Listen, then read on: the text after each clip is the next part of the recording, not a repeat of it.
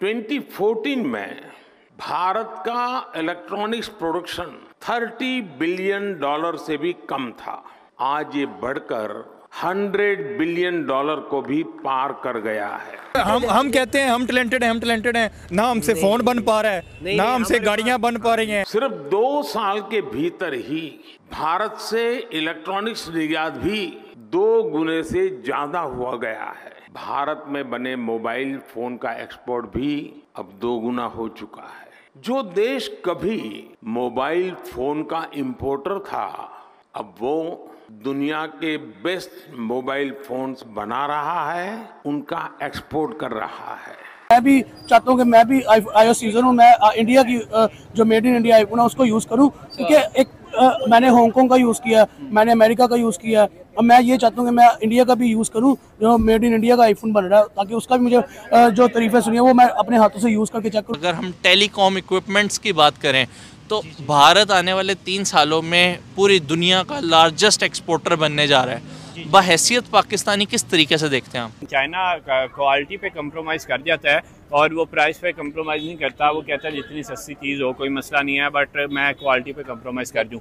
India कहता है कि क्वालिटी पे भी कंप्रोमाइज़ नहीं होना चाहिए और जो कीमत है, जो प्राइस है, उस पर भी कंप्रोमाइज़ नहीं होना चाहिए। 4 साल पहले हमने मुल्क बनाया था, हमने उन्हें कहा था कि hey India, there will be bad governance and Muslim rights जो हैं एक्सप्लॉइट होंगे, तो we are gonna make our own country and हम तुमको दिखाएंगे कि हमारी कितनी फ्लोरिश स्टेट होगी और हम दुनिया को दिखाएंगे कि हमारी कितनी एक आइडियल स्टेट होगी। मगर हम फ्लॉप हो गए हैं 70 साल बाद। तो वो ईगोइज्म है कि हम तुमसे क्यों परचेज़ करें, हम तुम्हारी तारीफ़ क्यों करें। आपने सिर्फ मेड इन इंडिया को तरजीह दी है, बाहर से कोई चीज़ लेनी नहीं। जब मेड इन इंडिया को तरजीह देनी है, इंडिया में भी वो चीज़ चलानी है, तो फिर जाहिर बात है कि वर्ल्ड वाइड लोग आपसे उस चीज़ को डिमांड करते हैं। और जिस तरीके से आप बता रहे हैं, तो अमेरिका क्या, मुझे लगता है पूरी दुनिया उनसे उनकी चीज़ें लेगी। इस तरह से हमारा एक भारत के साथ रिश्ता है, तो मैं तो चाहता हूँ कि यार ये जो जितनी भी प्रोडक्शन है ये फ़ोन्स वगैरह की, ये पाकिस्तान में हो। इंडिया ने जो है पिछले 9 मंथ में जो एक बहुत बड़ी अचीवमेंट हासिल कर ली है कि इंडिया के बनाए गए स्मार्टफोन जो है अमेरिका में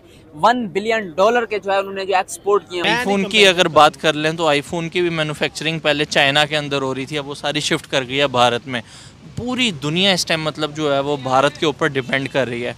क्या हमें भी अपनी डिपेंडेंसी अब भारत पे शो करनी पड़ेगी आने वाले टाइम में? उनकी तो आप बात ही ना करें, हम पागल हैं कि इंडिया की बात करेंगे। आपने गोली खानी या मुझे गोली मरवानी है, आप दुश्मनों की बात करते, गद्दार वतन बनना है आपने, अच्छी बात नहीं करते आप। मेरी बात सुने, आप हमेशा बात करें आटे की।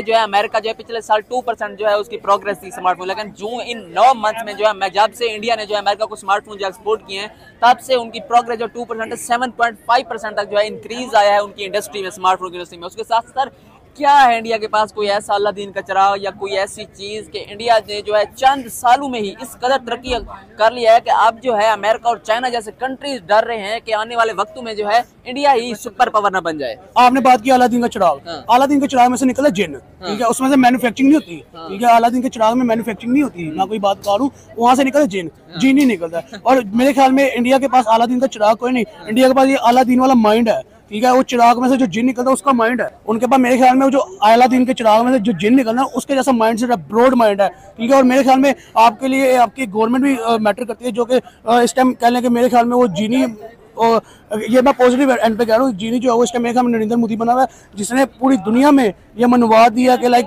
इंडिया अपना मैन्युफैक्चरिंग हब भी है, आईटी के साथ साथ मैन्युफैक्चर कर सकता है, कैपेबल है कि मैन्युफैक्चरिंग इंडस्ट्री में नंबर 1 पे आ सकता है। आईफोन जैसे प्लांट जो हैं वो इंडिया के अंदर लगे हैं चाइना से उठ के, तो जाहिर बात है कि जब इतने अच्छे तरीके से इतनी चीप लेबर आपकी होती है और आप देखते हैं कि आपका पब्लिक इतनी ज़्यादा है कि पूरी दुनिया के अंदर आपके बंदे फैले हुए हैं और आप मेहनत इतनी करते हैं कि आपने सिर्फ मेड इन इंडिया को तरजीह दी है, बाहर से कोई चीज़ लेनी नहीं। जब मेड इन इंडिया को तरजीह देनी है, इंडिया में भी वो चीज़ चलानी है, तो फिर जाहिर बात है कि वर्ल्ड वाइड लोग आपसे उस चीज़ को डिमांड करते हैं। और जिस तरीके से आप बता रहे हैं, तो अमेरिका क्या, मुझे लगता है पूरी दुनिया उनसे उनकी चीज़ें लेगी। हम अगर पाकिस्तानी मेड इन पाकिस्तान पे काम करने लग जाएंगे तो हमारे से सारी दुनिया लेगी। आप देखें चाइना को कैसे इंडिया ने कंपटीशन दिया है, टफ किया हुआ है चाइना के लिए मार्केट में, तो जाहिर बात है इंडिया इस चीज़ में काफ़ी आगे है और वो इस चीज़ को प्रमोट कर रहे हैं मेड इन इंडिया।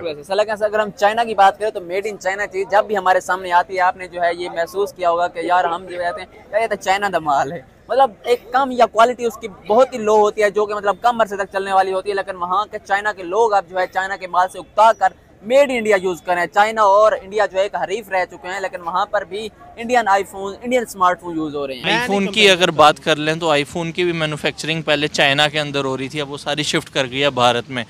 पूरी दुनिया इस टाइम मतलब जो है वो भारत के ऊपर डिपेंड कर रही है। क्या हमें भी अपनी डिपेंडेंसी अब भारत पे शो करनी पड़ेगी आने वाले टाइम में? एक होती है अच्छे की उम्मीद, ठीक है, हमें अच्छे की उम्मीद रखनी चाहिए कि अल्लाह ना करे कि डिपेंडेंसी भारत पर हो, लेकिन जिस तरह के हालात हैं तो उससे तो यही लगता है कि एक दिन हमें उन पे डिपेंडेंसी करनी पड़ेगी। कैसा लगेगा अगर पाकिस्तान भारत के साथ ट्रेड कर रहा हो और भारत ही की करेंसी में कर रहा हो? क्योंकि अब तो सारी कंट्रीज भारत की करेंसी में उनके साथ ट्रेड कर रहे हैं।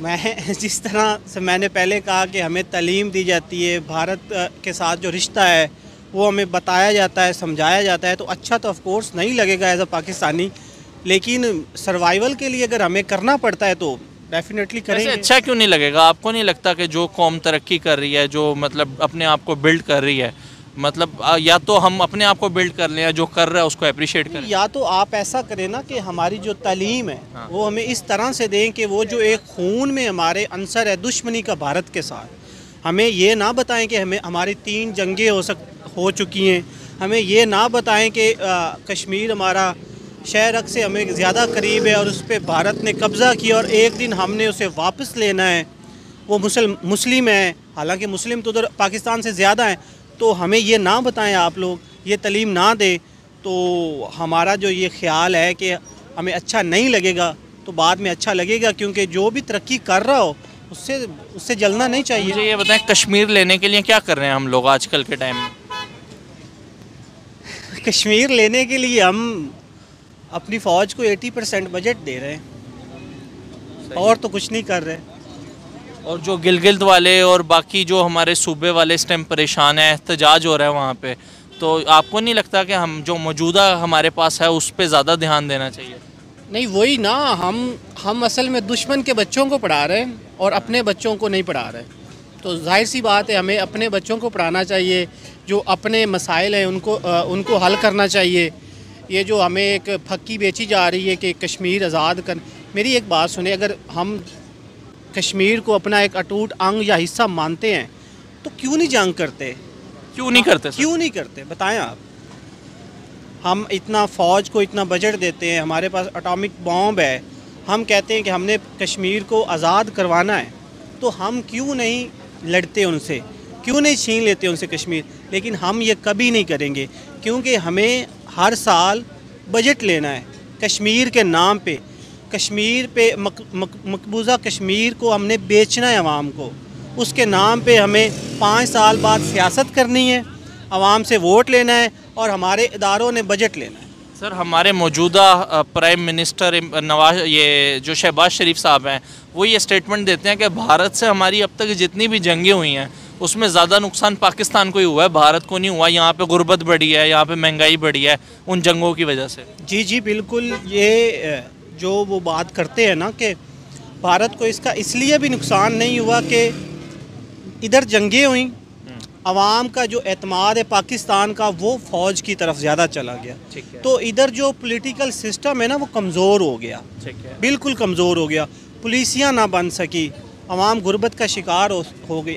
दोस्तों, भारतीय मार्केट में चीनी कंपनियों का दी एंड होने वाला है और बहुत ही जल्द आपको चीनी मोबाइल की कंपनियां अब भारत में दिखाई नहीं देगी और अब बहुत ही जल्द उनकी जगह भारतीय स्मार्टफोन कंपनियां लेने वाली है। अब दोस्तों, भारत सरकार चीनी कंपनियों को लेकर बहुत ज़्यादा सीरियस हो चुकी है।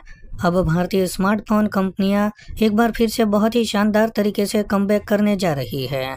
इस बार सरकार की तरफ से भारतीय कंपनियों को बड़े बड़े एडवांटेज मिलने वाले हैं, क्योंकि भारत सरकार अप्रत्यक्ष रूप से भारतीय कंपनियों का समर्थन कर रही है और चीनी कंपनियों को भारत से भगाने की कोशिश कर रही है। क्योंकि इसी बात से आप अंदाजा लगा सकते हो कि पिछले साल ही शाओमी कंपनी के 5500 करोड़ को ईडी ने जब्त कर लिए थे और ईडी का यह कहना था कि शाओमी कंपनी इलीगल तरीके से ये पैसे अमेरिका के थ्रू चाइना में भेजने की कोशिश कर रही थी। वहीं दोस्तों, ओप्पो कंपनी ने भी 4000 करोड़ रुपए की हेराफेरी की थी। तो दोस्तों अब सरकार की तरफ से इन चीनी कंपनियों के ऊपर कड़ी निगरानी रखी जा रही है और सेम टाइम पर भारतीय कंपनियों को टैक्स में राहत दी जा रही है और मैन्युफैक्चरिंग प्लांट बनाने में भी सरकार मदद कर रही है ताकि भारतीय मार्केट में सिर्फ मेड इन इंडिया मोबाइल ही बेचे जाए। वहीं दूसरी ओर दोस्तों एप्पल कंपनी ने अपना मैन्युफैक्चरिंग प्लांट चाइना से हटाकर 2 साल पहले ही भारत में शुरू कर दिया था और इसका नतीजा ये हुआ कि एक समय पर जो सबसे ज़्यादा स्मार्टफोन आयात करता था वो भारत अब स्मार्टफोन निर्यात करने में दुनिया में दूसरे नंबर पर आ गया है। तो दोस्तों आज के लिए बस इतना ही। अगर आपको ये वीडियो पसंद आया हो तो वीडियो को लाइक कर दें और हमारे चैनल को सब्सक्राइब कर लें।